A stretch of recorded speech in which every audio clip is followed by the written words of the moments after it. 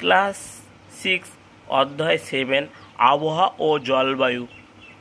তাই এখানে দেখো একটা ছবি এঁকেছি। এটা পৃথিবীর উপরে মানুষ, সমুদ্র, বাড়ি, গাছপালা ইত্যাদি দেখতে পাচ্ছি। ঠিক এর উপরে যে অংশটা দেখতে পাচ্ছি সেটা হচ্ছে বায়ুমণ্ডল। তাহলে এই বায়ুমণ্ডলে কোনো জায়গায় দেখো মেঘ সৃষ্টি হচ্ছে, কোনো স্থানে কোনো সময়ে সূর্য হচ্ছে, আবার কোনো সময় মেঘ থাকছে না, সূর্যের আলো আসছে, বৃষ্টিপাত হচ্ছে। তাহলে এই যে পরিবর্তন ঘটছে, আবহাওয়ার কোনো জায়গাতে পরিবর্তন ঘটছে, কোনো জায়গায় মেঘ, কোনো জায়গায় বৃষ্টিপাত, কোনো জায়গায় সূর্যের ঝলমলো, এই যে এইগুলো দেখা যাচ্ছে, এগুলো কি বলছে আবহাওয়া। তাহলে আবহাওয়া কাকে বলে? কোনো নির্দিষ্ট স্থানে, কোনো একটা নির্দিষ্ট ধরো স্থান, কোনো নির্দিষ্ট সময়, তাহলে কোনো একটা নির্দিষ্ট সময়ে বায়ুমণ্ডলের কতগুলো উপাদানের অবস্থানকে আবহাওয়া বলে।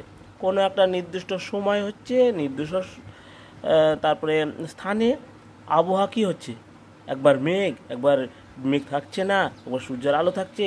তাহলে এই যে পরিবর্তন ঘটছে, এই যে পরিবর্তন ঘটাকেই বলছে আবহাওয়া।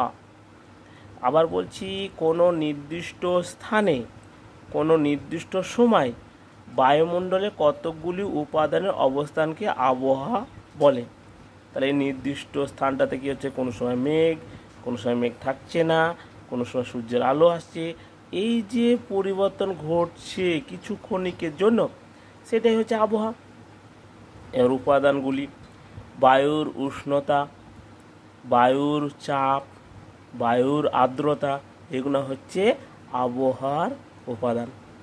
বৈশিষ্ট্য 1 নাম্বার, কোনো স্থানে একদিন বা কয়েক ঘন্টা অবস্থান করে।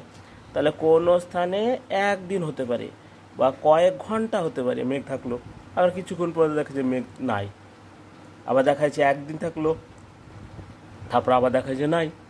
তাহলে এইগুলো হচ্ছে কোনো স্থানে একদিন বা কয়েক ঘন্টা অবস্থান করে।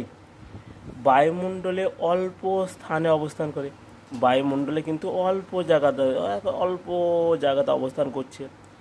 মানুষের প্রত্যেক দিন আবহাওয়া কাজে লাগে, মানুষের প্রত্যেক দিন আবহাওয়া কাজে লাগে। যেমন এখন গরম ধরো, তাহলে ঠান্ডা বাতাস এলে ভালো হয়। তাহলে আবার কোনো সময় শীতল, তখন গরম বাতাস এলে ভালো হয়।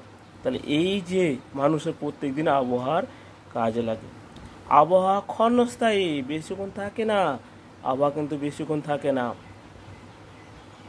এই হচ্ছে আবহাওয়ার কাকে বলে, আবহাওয়ার উপাদান এবং আবহাওয়ার বৈশিষ্ট্য সম্পর্কে। পরে আবার জলবায়ু সম্পর্কেও বলে দেবো।